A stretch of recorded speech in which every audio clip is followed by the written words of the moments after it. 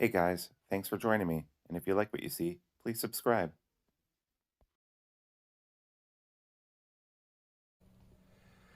Hello, welcome to Sharp Ends. I'm going to do a quick update on my fixed knife collection.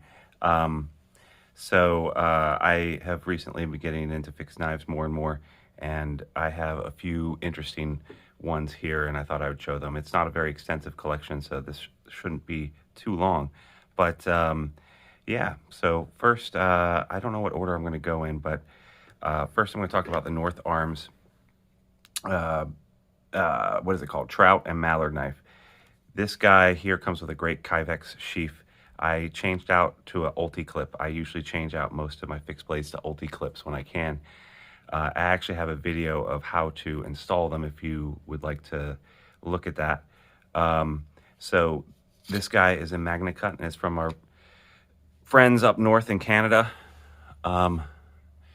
It has some very nice lines etched in here.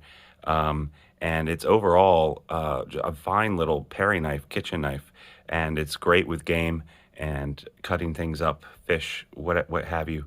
It's stayed sharp a very long time, and it's only now, after constant use in my kitchen and in cooking in the field, that it's starting to get just a little bit dull, and I might touch it up with a KME soon. I have sharpened Magnacut on my KME before, and I find it to be about the same as like S30V or S35V as far as sharpening goes, so not that hard really, at least not with the KME. So that is that. Next I'll talk about the SPYDERCO here. This is the Mule. The Mule team is a platform for testing out new steels. It's a little fixed blade. This is the Rex 76, so very high hardness rating. It's, I believe, 67, 68, something like that. So very hard. It is not very stain resistant, so it's already starting to get a little bit of a patina on the blade. I haven't used it that extensively yet, honestly. I really like the grip on these. I think the fact that you have to buy the scale separately is a little silly, but then again, you know, if someone wants a blade and they want to make their scales for the first time, I think that this is a cool option because you'll have a nice knife steel to do it with, depending on which one you get. The runs are limited. I don't think you can get this anymore. So you just have to be aware of it and have the SPYDERCO app and know when they're dropping, and then they usually advertise it well in advance, so you can look out for a steel that is cool and do it. These are also made in Techuan, China, which I think is the best factory that SPYDERCO makes them out of, better than Golden, Colorado even. Their standards are really high. So that's the Mule from SPYDERCO. This sheath I got from online from Etsy, from an Etsy store. If you just Google an Etsy, or if you search in Etsy, you'll find places that make nice Kyvex sheaths for these, and I put an ulti clip on it. Next, we'll talk about the TJ Schwarz Overland. This is a utility camp kitchen knife type thing. It is also in Magnacut. I think I've said before, I wish that they had put Magnacut somewhere on the blade, but they haven't. Their symbol is really nice though. And on his website, you can customize what you want. So I picked the OD green and the bearings, bushings to be copper, and then the black hardware. And they have much more colorful choices there too, if you want to look at that. Yeah, but this knife is great. It's really good for cutting down onto surfaces, for prepping your meals and cooking. It's a cool little fixed blade. They came with this Kyvex sheath, and I switched it out for an ulti clip. What else do we have here? So the Mako, this one is from Creely Blades. I've done a review of this knife. You can check out if you want to learn more about it. Mako fits really well in your hand. It's small. It comes in this little sheath, and honestly, this is a very practical knife. I love this sheath. It has a built-in ulti clip, which I find really, really cool. And I basically ride this inside my pocket, not on my belt or on the outside. And I usually wear this almost every weekend or when I'm doing yard work. This is like the perfect little fixed blade for pulling out and doing things around. I found the Magnacut to be extraordinarily, this is Magnacut again, if I didn't say that before. I found the blade to be, it's a beautiful knife. And again, it's customizable. It takes a long time to get one in. It has a lot of different options for your steels. This guy's known for using high quality steels. It stays sharp forever. I haven't had to sharpen it yet. I've just dropped it a few times and it's still pretty much razor sharp. I can't say enough about this blade. I really like it a lot. Next, I'm going to talk about the Bow River. This is a really good cheap version or cheap fixed blade from SPYDERCO.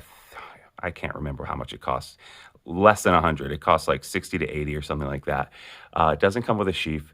I use it in the kitchen, and I think that it's just going to stay in my kitchen. It's a beautiful handle material, and I use it all the time for cutting and prepping things up, my vegetables and stuff like that.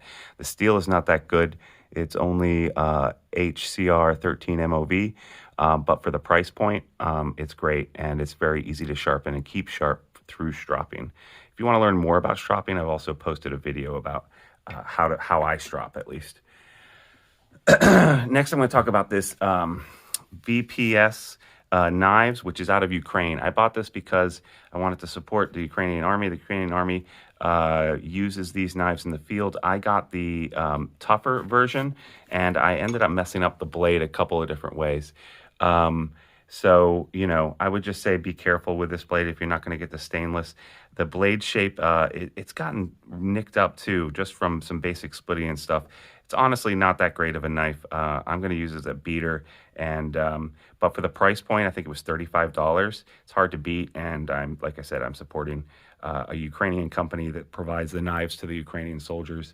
So I don't regret buying it, but at the same time, this knife isn't the best thing in the world. So, you know, take that as you want. Next, I'm going to talk about the the Bravo 1 from BRK River Knives. This is a Magnacut, and it's the LT version, which the LT means that it's out of 3/16 stock steel rather than the 1/8 inch, which that 16th doesn't seem like it would matter a lot, but it actually does. It makes it much more slicey. This is a convex grind, so it's curved here. You can see I've been using it. I got it for Christmas for myself. The micarta on this is just beautiful. And, you know, BRK River has some quality control issues. A lot of people know about that. I think that this one I was lucky with, and it came out great. I love this knife. I love the way it feels. I love how slicey it is. I think it's just a freaking awesome knife. I like everything about this. The Bravo 1 is a great design and platform. I got the thumb ramp, but you can get it without the thumb ramp as well. I usually, you know, find that I put my thumb right here, so I kind of like this thumb ramp. The jimping isn't too aggressive. It's fine for my hand and my calluses. It fits. It's just a great knife. I like this a lot. I'm really stoked about having this. And it comes with a sheath, which I'm breaking in right now, and I think it's fine. I think I'm going to keep this sheath. It just has a belt loop for it, given the size and stuff like that. I think I'm just going to keep it the way it is and continue to use it that way. Next, I have this ancient knife that was my grandfather's and that I've been told he used in World War II. He was a doctor, but he had a knife. I haven't really done much to this. I haven't sharpened it. I've cleaned it up occasionally to get the rust off. It has this chip in the handle here. It's more of a sentimental piece, big old Bowie knife, and it's obviously been used. I think my father used it for a long time when he was in high school and stuff, for just going around and, you know, beating the crap out of things. It's got the Bowie label right here on the tang. So, you know, it's a sentimental piece. I don't even know if they make it. I don't know anything about this knife, really. It's one of those things that I kind of want to learn more about, but I haven't yet.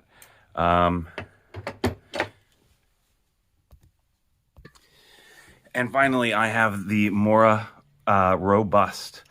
So this knife looks really cheap, right? And it is really cheap. It only costs $16. I've done a review of this knife and why I think it's the best budget knife you can possibly get for 16 bucks. I use it all the time for splitting kindling, like hardcore every day when I start a fire. That's what I do it. I use it for, splitting the kindling next to the fireplace.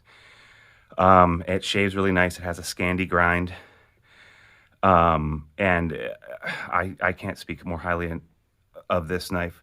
It's made in Sweden, $16. They make a cheaper version than this. It's $8 called the Companion, which is also fine. But for a little bit extra money, you can get the Robust, which is a little bit harder.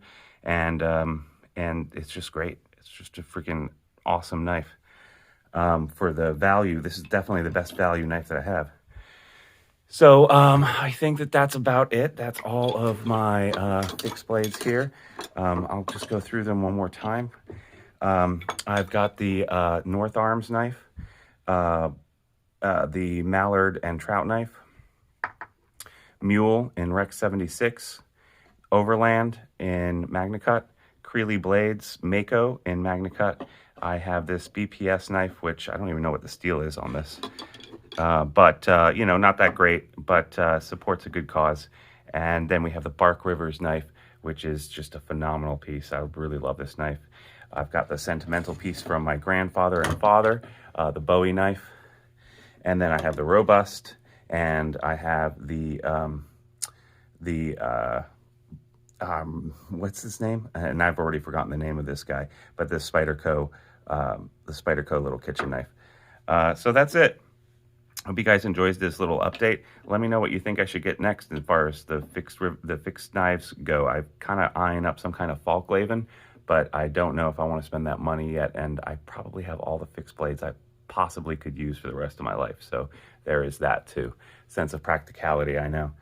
If you liked what you see, please tell a friend, and if you didn't like it, then tell an enemy, but please tell someone, and like and subscribe. I really appreciate all the support you guys give me, and Happy New Year. Bye now.